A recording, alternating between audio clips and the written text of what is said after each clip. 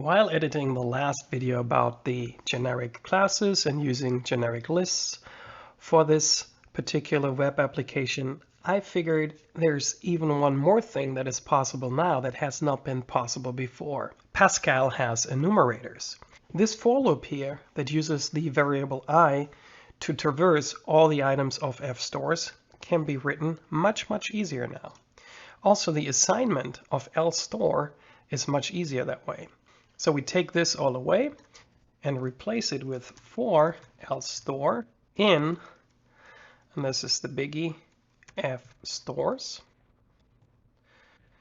do begin.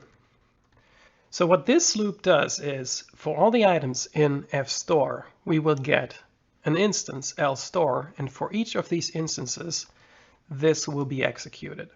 This makes it much easier because we can't run into one offset errors or something like that, because only the items on the list will be iterated.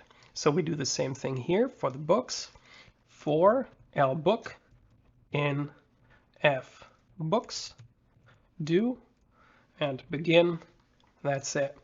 We can compile it now, run the application, and the functionality will be just the same as before.